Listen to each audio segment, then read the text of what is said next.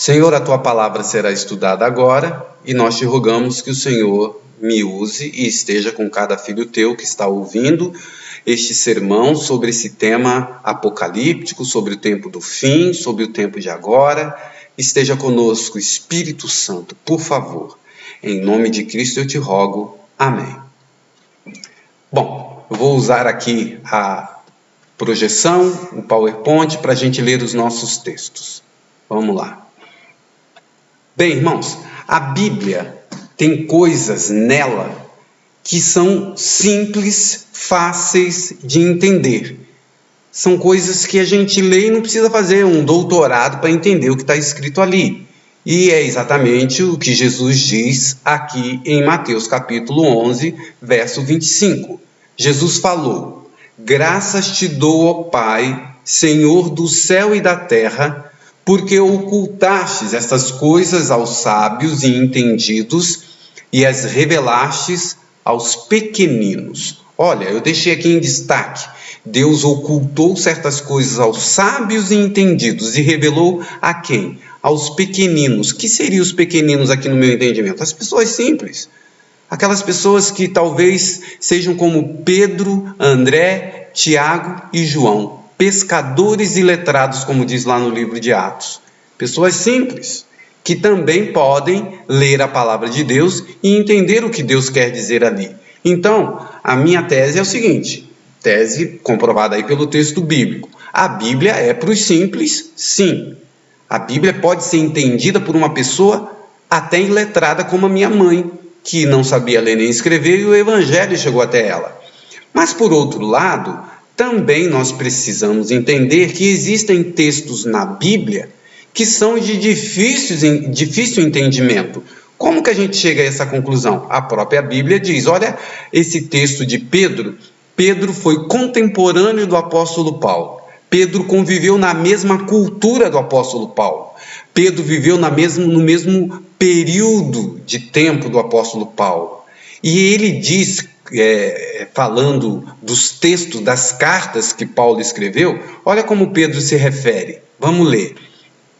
Segundo Pedro, capítulo 3, verso 15 e 16. E tende por salvação a longanimidade de nosso Senhor, como igualmente o nosso amado irmão Paulo vos escreveu, segundo a sabedoria que lhe foi dada. Ao falar acerca destes assuntos, como de fato costuma fazer em todas as suas epístolas, nas quais há certas coisas difíceis de entender, que os ignorantes e instáveis deturpam, como também deturpam as demais escrituras para a própria destruição deles. Olha que coisa interessante. O apóstolo Pedro diz que quando ele via os escritos nas epístolas de Paulo, ele falava que tem coisas que eu não consigo entender. Paulo escreve difícil. E ele diz mais ainda que algumas pessoas, quando pegavam a carta de Paulo, aquelas coisas que eles não entendiam, que eles ignoravam, o que eles faziam? Eles deturpavam. E ele acrescenta como deturpavam o restante das escrituras. Não só as coisas que Paulo escrevia que eram difíceis.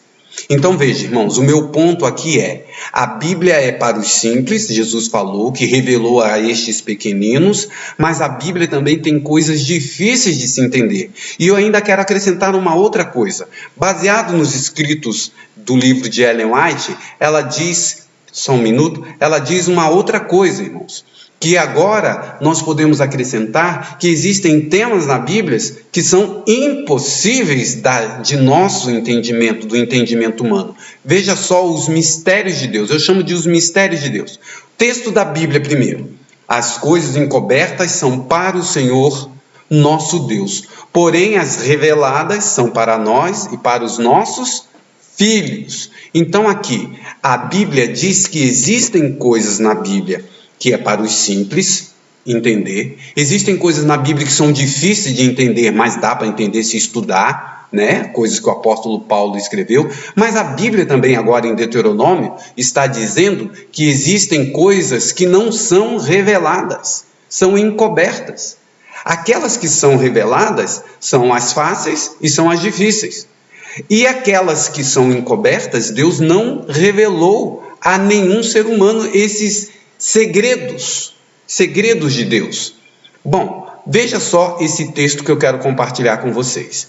Caminho a Cristo, está aqui a fonte, o livro, Ellen White, Caminho a Cristo, página 106. Eu coloquei de uma maneira didática, só para a gente entender. O texto diz assim: a entrada do pecado no mundo, a encarnação de Cristo, a regeneração, a ressurreição e muitos outros assuntos apresentados na Bíblia são mistérios demasiados profundos para serem explicados ou mesmo cabalmente compreendidos pelo espírito humano. Então ela dá uma lista. Entrada do pecado no mundo. Como que isso aconteceu? Como é que o pecado é transmitido? A encarnação de Cristo, como Jesus, como Maria se tornou grávida pelo Espírito Santo, são mistérios. A regeneração, uma pessoa pecadora, matadora, se transformar numa pessoa bondosa, amável. A ressurreição, outro tema. Como foi que Jesus venceu a morte? Ele foi ressuscitado, foi o Pai que ressuscitou, ele ressuscitou pelo seu próprio poder. Tantas questões relacionadas à teologia aparecem desses temas. E ela diz no 5º ponto: e muitos outros assuntos apresentados na Bíblia são o quê? Mistérios de Deus. Então vamos recapitular. A Bíblia é para os simples, a Bíblia tem coisas difíceis, mas a Bíblia tem temas misteriosos do ponto de vista divino, coisas, como diz em Deuteronômio 29, que não foram reveladas, ocultas, que a gente não vai saber enquanto não chegar no céu. É isso que diz aqui, ó. O Apocalipse é um texto que alguns dizem que é misterioso, que não deve estudar, mas o próprio Senhor revelou ao seu servo os mistérios, né? Revelou os mistérios. Então, Apocalipse é um livro revelado, o nome já diz isso. Mas, em contrapartida, tem coisas que é uma questão de fé. Uma questão de fé, irmãos. Coisas que a gente só vai descobrir lá no céu, não tem jeito. Veja, eu quero compartilhar com vocês esse texto. Tanto na divina revelação, como na natureza, Ele, Deus, deixou mistérios a fim de reclamar a nossa fé. Assim deve ser. Devemos estar sempre indagando, sempre pesquisando, sempre aprendendo, e resta todavia um infinito ao além. Então a gente estuda, a gente se debruça, a gente faz doutorado, a gente faz mestrado, a gente lê, a gente vai nas fontes, mas ainda existe um além para a gente aprender. Não vamos aprender tudo aqui, os mistérios de Deus. Vamos lembrar, irmãos, coisas fáceis, coisas difíceis na Bíblia e coisas impossíveis do ser humano alcançar ainda. Veja, um outro texto da profetisa do Senhor diz assim: a luz que irradia do trono, desaparecerão os mistérios, e a se encherá de espanto em face da simplicidade das coisas antes não compreendidas. Na vida futura, os mistérios que aqui nos inquietaram, se desapontaram, serão esclarecidos. Os mistérios que aqui nos inquietaram e desapontaram serão esclarecidos. Quando? Na vida futura. Esta é o ponto de vista da revelação através de Ellen White. Então, coisas fáceis, coisas difíceis e coisas impossíveis que só descobriremos quando? Lá no céu. Pensando um pouquinho nisso, vamos adiante, que eu quero te dar um exemplo de coisas difíceis na Bíblia. E que talvez seja até classificado como, neste caso, de coisas impossíveis, que só saberemos completamente quando chegarmos no céu. E um deles é esse tema do 8º rei em Apocalipse 17. Os estudiosos dizem que Apocalipse 17 é um dos capítulos mais difíceis do Novo Testamento e tem recebido muitas interpretações diferentes. Apocalipse 17. Nós não vamos estudá-lo profundamente, porque não é a minha intenção. Eu tenho um sermão só sobre Apocalipse 17 e essa teoria do 8º rei. Mas só para você entender, é um é apresentado pelos estudiosos como um dos capítulos mais difíceis, se não classificado como o Ellen White fala, dos mistérios de Deus, que a gente só vai entender completamente quando chegar no céu. Mas, no mínimo, ele é difícil. Não é um texto de fácil interpretação.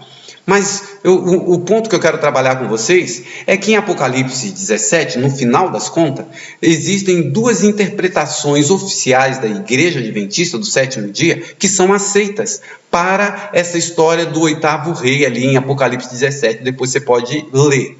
As duas posições da igreja uma apresentada pelo Dr. José Carlos Ramos, na revista Adventista de junho de 2005, ele destaca resumidamente que os dois pontos que a igreja adventista, os teólogos da igreja adventista aceitam para a interpretação difícil de Apocalipse 17, é esta que eu estou mostrando aqui para vocês. Quais são essas duas interpretações aceitáveis pela maioria dos teólogos adventistas, tanto uma quanto a outra? A primeira, que os 7 reis que estão ali em Apocalipse 17 representa realeza, representa 7 formas de governo do 7 formas de governo romano desde a fundação de Roma, que é a realeza, o decivirato, a ditadura, o triunvirato, o império e o papado. E também uma outra que seria os 7 reinos ou impérios que perseguiram e maltrataram o povo de Deus no transcurso da história que a gente está vivendo. O Egito, a Assíria, a Babilônia, a Medopérsia, Roma imperial e Roma papal. Esta é a posição da maioria dos teólogos, a posição oficial da igreja, registrada inclusive num órgão oficial da igreja que é a Revista Adventista. É aqui que está esse ponto. Mas nós sabemos que existem várias ideias de interpretações, e uma delas, que surgiu ali a partir de 2013, até antes disso, foi quando o Papa renunciou ao papado em 2013, e eu lembro que quando este evento aconteceu, surgiu muitas teorias. E em 2016 eu era pastor de Pinheiros, e ali eu tive que preparar um sermão, me aprofundar no assunto, para explicar aos irmãos porque uma das teorias que surgiu é esta, que o Papa seria o último Papa representando o 8º rei de Apocalipse 17. E a gente tem dificuldades em aceitar essa interpretação que o Papa Francisco hoje seria o último Papa. Agora, irmãos, eu queria que vocês entendessem o seguinte: é possível que ele seja o último Papa? Sim, é possível. É possível que neste tempo Jesus volte? É possível. Mas é garantido que isto seja a realidade? Bom, este é o ponto que eu quero que vocês pensem comigo. Vamos lá. Será essa interpretação correta de que o Papa Francisco é o último Papa, que ele é o 8º rei de Apocalipse 17? Ignorando essa interpretação da Igreja Adventista, que não que é uma questão não de uma pessoa, mas do que ele representa, e o tempo determinado ainda não está claro para a gente.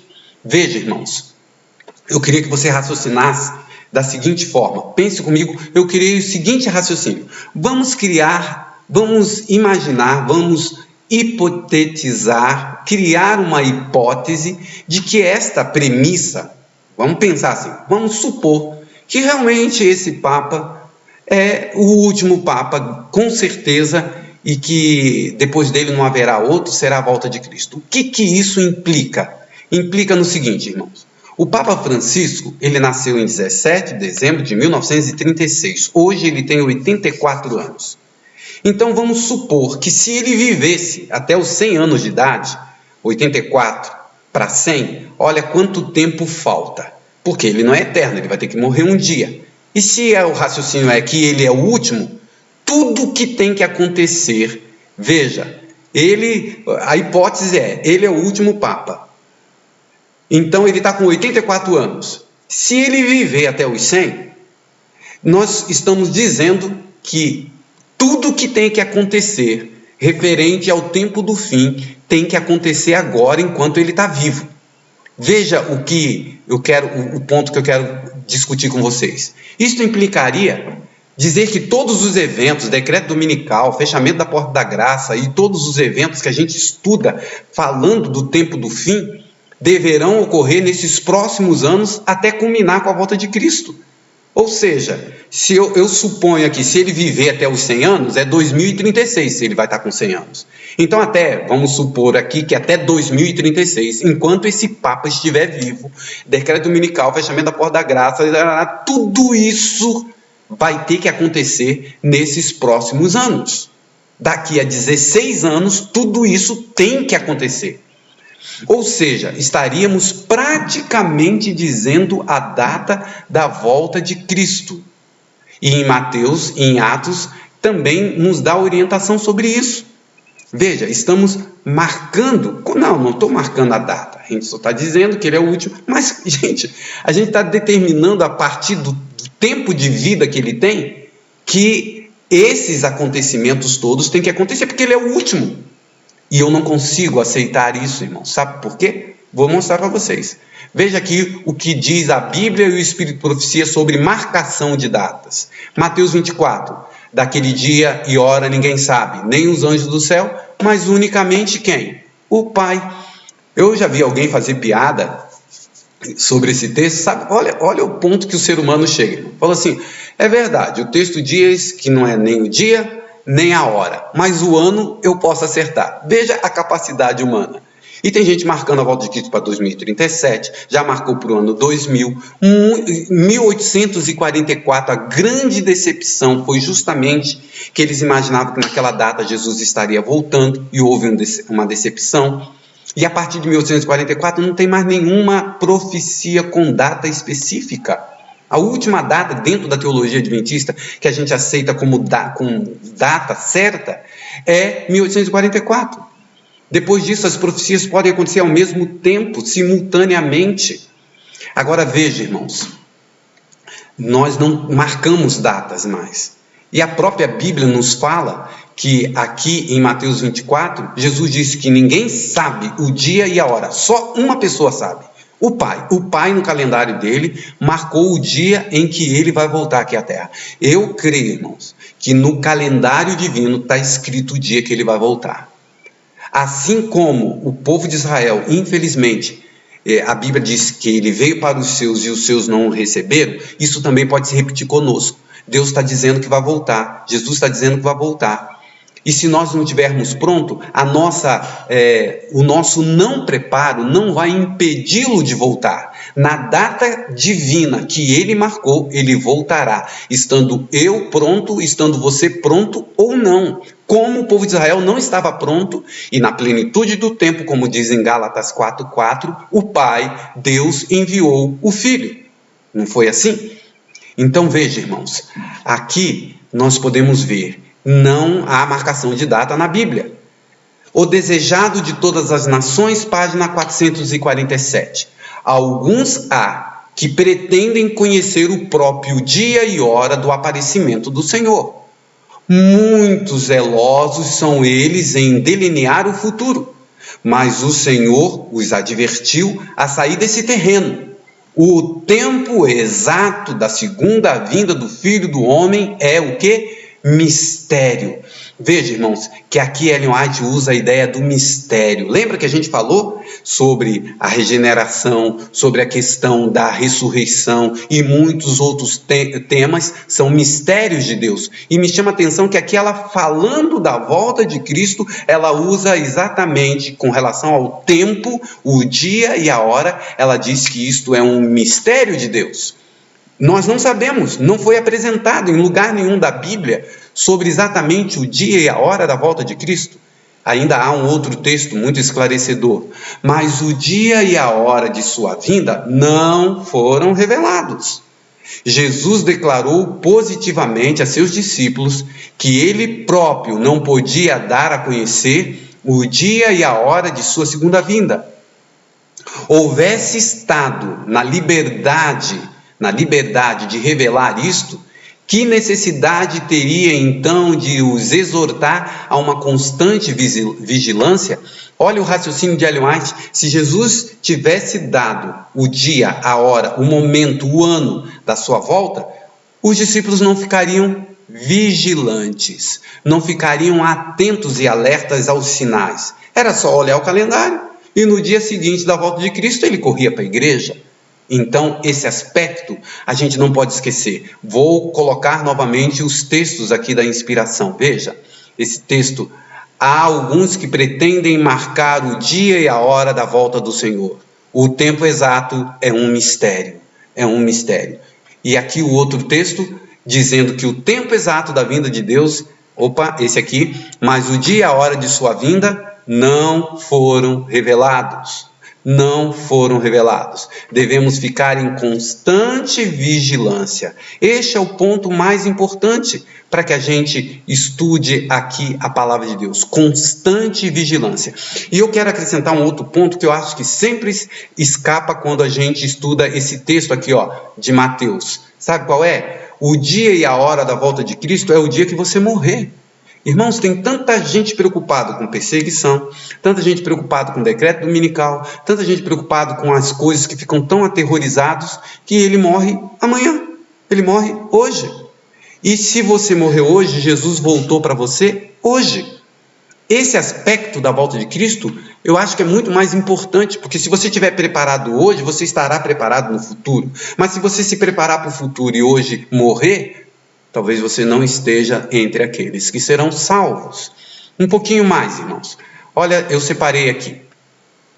Meditação matinal chamado Lar, A Caminho do Lar, tem alguns textos muito interessantes falando sobre o livro dos livros. As verdades reveladas na Bíblia têm sido envoltas em dúvidas, trevas, por pessoas cultas, que com pretensão de grande sabedoria, ensinam que as Escrituras têm um sentido que místico, secreto, espiritual, que não transparece na linguagem empregada. Então, aqui a revelação, Ellen White dizendo que as pessoas, até mesmo cultas, que vão lá, estudam, estão dando aí a palavra de Deus esse sentido místico. E quando me vem essa palavra, essas três palavras eu deixei em destaque aqui, místico, secreto e espiritual. Irmãos, temas como a nova ordem mundial, Illuminatis, o último Papa, temas sensacionalistas, que em vez de trazer paz às pessoas, têm trazido falta de sono, com medo, com terror do que vai acontecer no futuro. Esses são temas místicos, secretos e espirituais. Então veja, aqui o que Ellen White está dizendo? A verdade revelada na Bíblia tem sido envolta em dúvidas, trevas, por pessoas cultas, que fazem das Escrituras dão a ela um sentido místico, secreto e espiritual. Quantos aí na internet, irmãos, estão advogando esse sentido místico, espiritualista da palavra de Deus? Eu, como pastor, aqui no meu distrito, recebo as pessoas me mandando pelo WhatsApp: pastor, veja esse vídeo. E mandaram aí um vídeo sobre a nova ordem mundial. E as pessoas apavoradas, com medo, faz sentido, não faz sentido. Irmãos, não marquemos a data da volta de Cristo. Não marquemos que este é o último Papa. Não é isso que a Bíblia ensina. É um mistério de Deus, o dia e a hora da volta dele. Nós devemos estar focados em outras coisas. E as pessoas, esses pretensos, pessoas que vêm dizendo assim: eu tenho uma nova luz. Às vezes, essas pessoas falam, irmãos, em contrário de uma multidão de conselheiros. A Bíblia diz que na multidão de conselheiros há sabedoria. E ele é sozinho uma voz dissonante em meio a um grupo de pessoas consagradas, pessoas que se debruçam, pessoas que estudam, um grupo de teólogos que defende a verdade da igreja, e ele vai contra esse grupo de pessoas. Pessoas como Amin Rodor, Dr. Tim, professor Paroski, tantos outros homens de Deus que têm gastado a sua vida em estudar a palavra de Deus. E essas pessoas simplesmente afrontam esses estudiosos que pensam e trazem o pensamento da igreja. Veja, irmãos, volta aqui ao texto. Só um minuto aqui que eu cliquei errado. Vamos lá. Volta aqui ao texto. As verdades reveladas na Bíblia têm sido envoltas em dúvida e trevas por pessoas cultas que, com pretensão de grande sabedoria, ensinam que as Escrituras têm um sentido místico, secreto e espiritual. E sabe, irmãos, nós também precisamos estar atentos, porque a gente fica alimentando essas pessoas quando a gente assiste esses vídeos, curte esses vídeos, segue esses canais, porque a gente está retroalimentando essas pessoas. Não assista, irmãos, por favor. Nós temos bons livros para a gente estudar, bons vídeos para a gente assistir, mas eu quero que você vá um pouquinho mais à frente comigo. Veja, quando eu fiz o videozinho de chamada, olha, hoje eu vou falar sobre o assunto, sobre a nova era, sobre a nova ordem mundial, sobre Illuminati. Eu fiz a propósito, irmãos, porque a gente gosta desses temas. Eu fico preocupado, irmãos, quando você tem um pregador. Vocês sabem que eu fiz essa área de psicologia e de psiquiatria também, fiz uma pós em psiquiatria e religião, para a gente não confundir esquizofrenia com endemoniamento, por exemplo, e também estudei um pouquinho sobre essa parte da psicologia. Irmãos, podem ter certeza, é um sinal de alerta. Não vou dizer que é uma coisa que sempre acontece, mas é um sinal de alerta. Pregadores que você fica ali 1, 2 horas, 3 horas, já ouvi falar que tem um pregador que as pessoas ficam 4 horas escutando a pessoa. Parece que meio que enfeitiçadas pelo que ela está falando, pelo sensacionalismo que é colocado. E as pessoas gostam disso. E ficam ali 3, 4 horas ouvindo. Irmãos, um sinalzinho de alerta. Tomem cuidado. A palavra de Deus não precisa ser falada em 3, 4, 5 horas, não. E é isso que a gente precisa prestar atenção.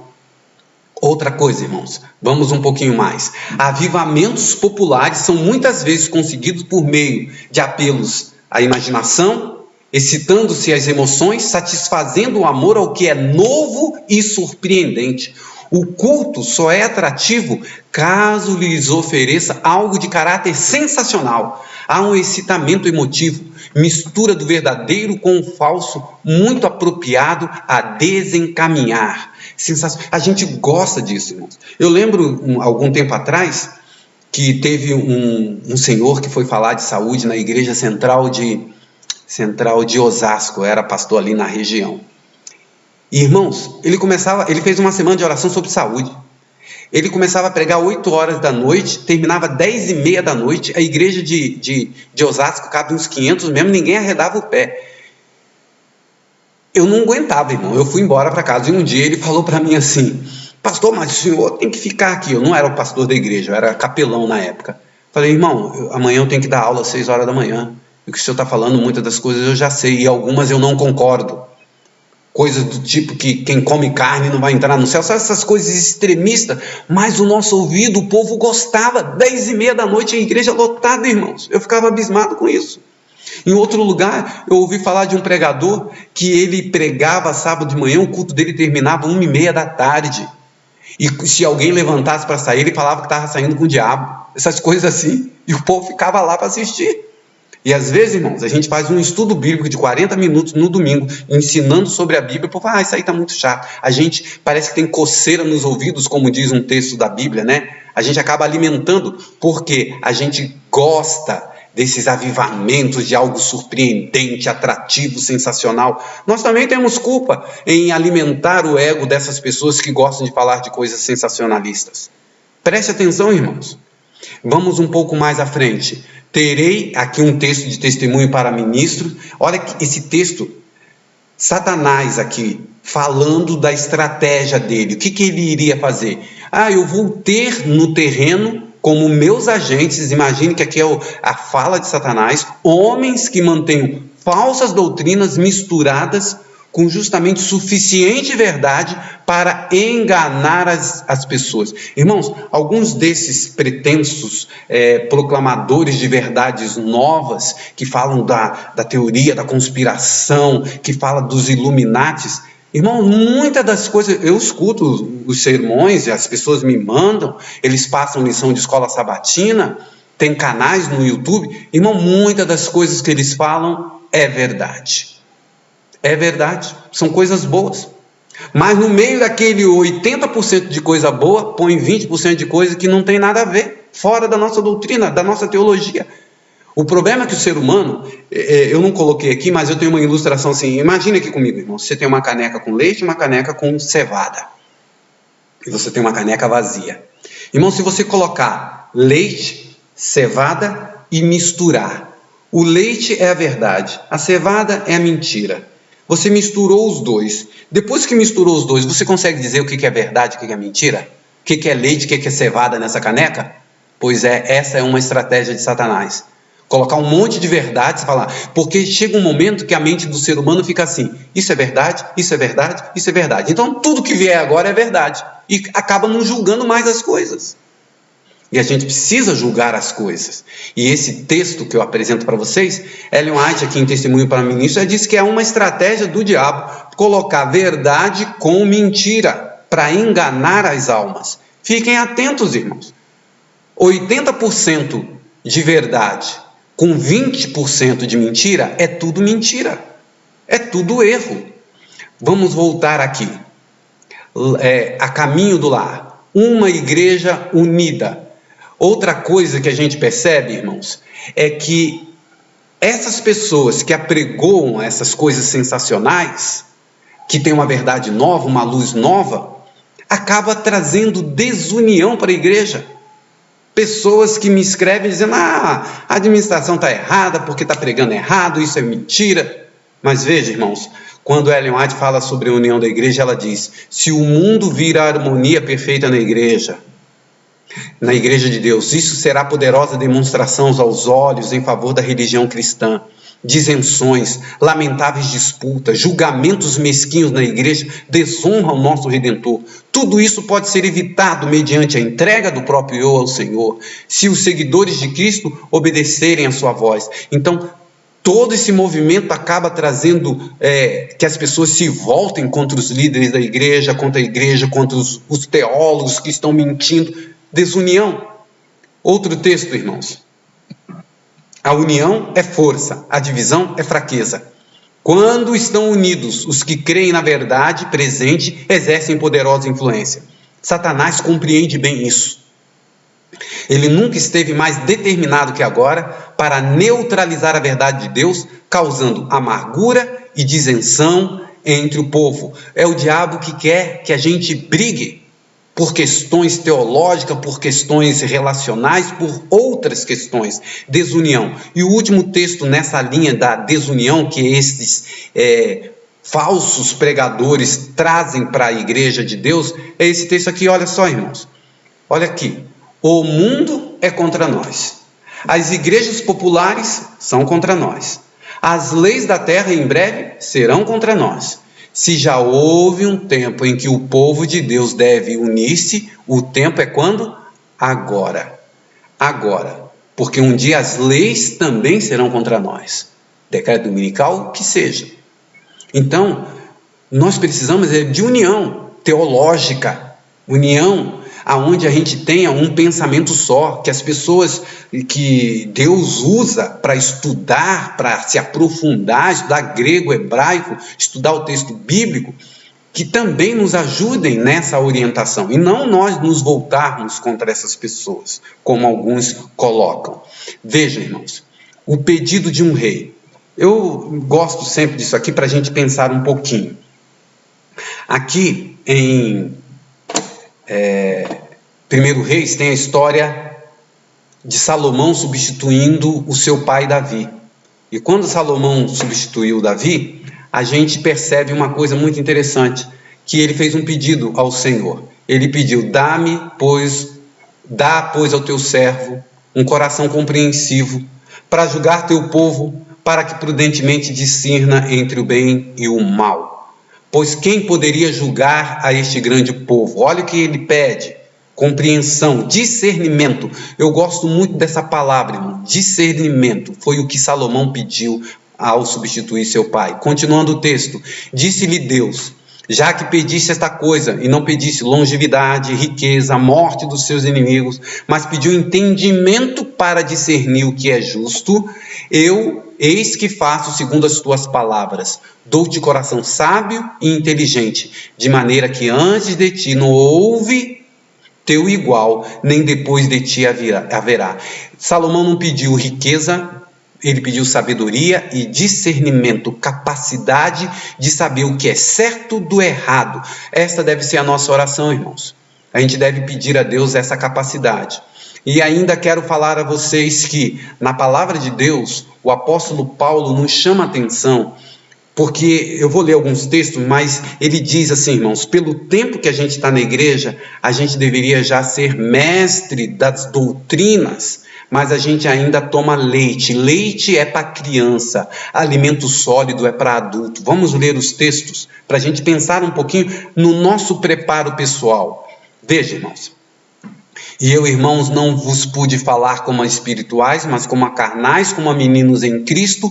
Com leite vos criei e não com carne, porque ainda não podis e nem tampouco agora podeis, porque ainda sois carnais, porque havendo entre vós inveja, contendas e disenções, não sois porventura carnais e não andais segundo os homens. E lá em Hebreus, o apóstolo Paulo agora escrevendo aos Hebreus, ele diz: a julgar pelo tempo, já devis ser mestres, contudo ainda necessitais que vos ensinem os primeiros rudimentos da palavra, e vos tornastes tais que precisais de leite em vez de alimento sólido. Ora, quem se alimenta de leite não é capaz de compreender uma doutrina profunda, porque ainda é criança. Veja, irmãos, a admoestação é: peça a Deus discernimento. A segunda admoestação: cresça em relação ao seu desenvolvimento espiritual, para que você tenha a capacidade de sair do leite espiritual e, pela graça de Deus, ir para o alimento sólido, conhecimento mais profundo da palavra de Deus. Hoje a gente tem um conhecimento muito superficial, isso eu digo individualmente falando. E ainda tem esse outro texto de Pedro, que ele diz... não vamos terminar o de Hebreus aqui, que eu não tinha lido. Mas o alimento sólido é para os adultos, para aqueles que pela prática têm as faculdades exercitadas para discernir não só o bem, mas também quanto o mal. E Pedro ele ainda diz assim, desejai como meninos recém-nascidos o puro leite espiritual, a fim de que por ele você vá crescendo para a salvação. Então a gente nasce no reino de Deus. Desculpe. A gente nasce no reino de Deus como um bebê, mas a gente tem que crescer. Irmãos, às vezes a gente pega um cristão e a gente pergunta assim: quantos anos tem esse bebê? 20 anos. Ele só nasceu, ele não cresceu. Na vida cristã, a gente também precisa crescer. Não é natural um bebê ficar pequeno a vida inteira, ele tem que crescer. Na vida espiritual, o apóstolo diz que a gente tem que tomar o leite, mas tem que crescer, tem que amadurecer, tem que tomar o alimento mais profundo, tem que criar essa questão do discernimento, do conhecimento da palavra de Deus. Não ficar tão dependente de pessoas para nos falar. Então, nós podemos continuar aqui entendendo o que Deus está nos falando. Às vezes, você vai precisar de ajuda para compreender a Bíblia, não é verdade? Às vezes você vai precisar de ajuda. Em Atos diz que o Filipe ouviu o profeta Isaías, correndo Filipe, ouviu ler o profeta Isaías e perguntou para o eunuco: você está compreendendo o que você está lendo? E ele respondeu: como vou poder entender se alguém não me explicar? E convidou Filipe a subir e a sentar-se junto com ele. Então veja, irmãos, nós temos que ter uma autonomia bíblica, eu vou falar sobre isso já, mas também tem certos textos da Bíblia, lembra? Tem textos fáceis, textos difíceis e textos impossíveis, que são mistérios de Deus. Então, eu percebo que a gente precisa entender assim, irmãos. Algumas coisas na Bíblia, a gente precisará de auxílio, de alguém que estudou um pouco mais. E aqui no caso do eunuco, eu exemplifico isso porque a Bíblia fala disso. Ele convidou Filipe a subir e ele disse a frase: como que eu vou entender se não tem alguém que explique? Então não há nenhum erro em que em alguns momentos as pessoas te expliquem a palavra de Deus, mas também a gente não precisa ser dependente. Contudo, também é verdade que precisamos desenvolver a autonomia bíblica. Atos 17 diz que os bereanos eram de caráter mais nobre que os tessalonicenses, foram elogiados pelo apóstolo Paulo, pois receberam a mensagem com grande interesse, examinando todos os dias as escrituras para ver se tudo era assim mesmo. Aqui está, irmãos, a gente conhece esse texto dos bereanos. Quem é que estava pregando para os bereanos? O grande apóstolo Paulo. Qual foi a atitude dos bereanos? Chegar em casa, estudar as escrituras todos os dias para ver se aquilo que Paulo estava falando era verdade.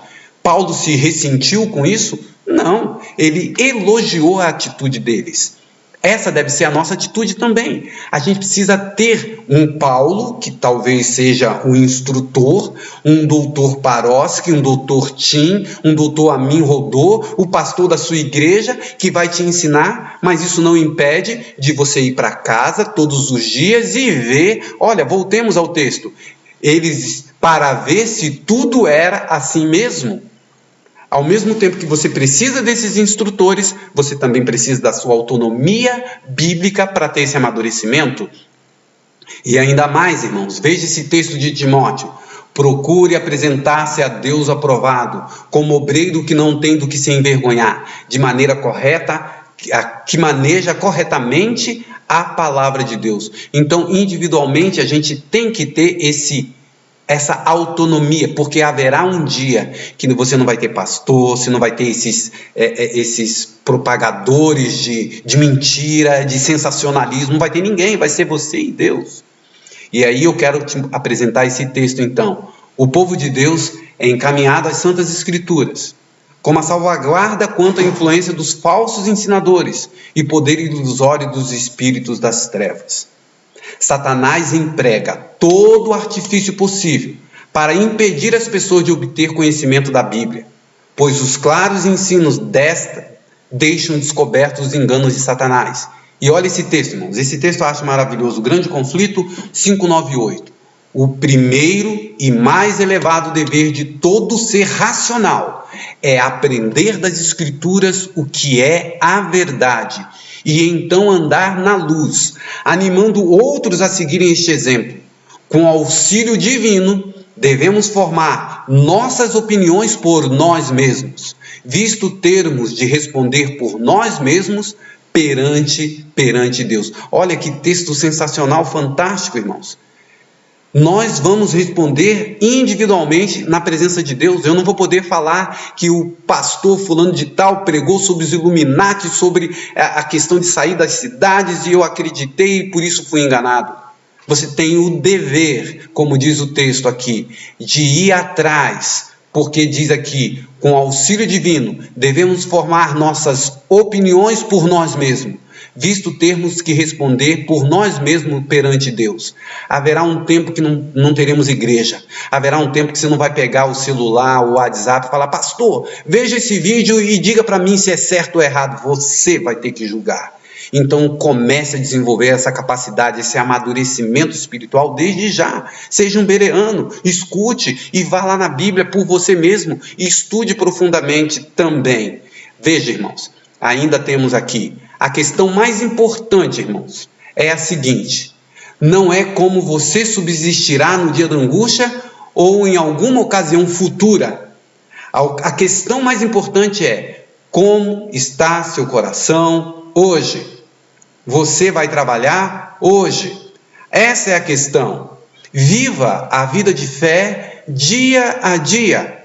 Não se torne ansioso e preocupado acerca do tempo de angústia, tendo assim um tempo de angústia antecipado. Não fique pensando: temo não suportar o grande dia da prova. Você deve viver o presente apenas para este dia. O amanhã não lhe pertence. Hoje você deve combater o bom combate da fé. Hoje você deve crer que Deus lhe abençoa. E ao alcançar a vitória sobre as trevas, a incredulidade, você satisfará os reclamos do Mestre e se tornará uma bênção aos que estão ao seu redor. Eu amo esta linha de pensamento, irmãos. Sabe, irmãos, eu já falei para a minha igreja, vou repetir, você que está me assistindo agora. Irmãos, às vezes a gente monta uma linha de tempo da redenção, da salvação equivocada.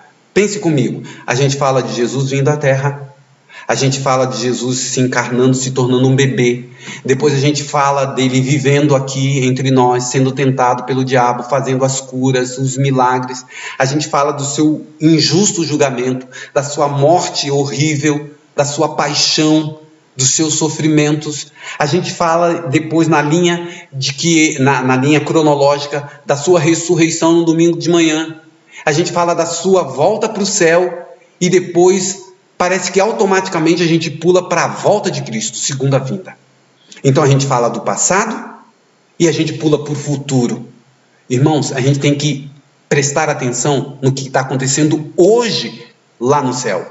Aonde está Jesus hoje? Fazendo o que agora, nesse instante? Jesus está vivo, intercedendo por mim e por você. E esse ministério da intercessão é o momento presente. E tem gente focando tanto lá na perseguição, no decreto dominical, coisas que vão estar mais para frente e vão falecer amanhã. A nossa salvação, então voltemos aqui a esse texto maravilhoso de Ellen White, que ela diz assim: viva a vida de fé dia a dia, um dia de cada vez, matando um leão por dia. Não se torne ansioso e preocupado acerca do tempo de angústia, tendo assim um tempo de angústia antecipado. Não fique pensando, temo não suportar o grande dia da prova. Você deve viver o presente apenas para este dia. O amanhã não lhe pertence. Hoje você deve combater o bom combate da fé. Hoje você deve crer que Deus lhe perdoa. É isso. Em Mateus capítulo 24 diz: vigiai, pois, porque não sabeis a que hora há de vir o vosso Senhor. Por isso, estai vós apercebidos também, porque o Filho do Homem há de vir na hora em que você não pensa. Queridos irmãos, a grande ênfase que eu pessoalmente acho que a gente deve dar, a tônica para este tempo, não é sensacionalismo com relação aos acontecimentos do tempo do fim. Devemos estar preparados para eles, devemos estudar a profecia, sim, mas eu tenho que estar pronto hoje. Hoje. Porque se eu falecer amanhã de coronavírus, do coração atropelado, bala perdida, Jesus já voltou para mim.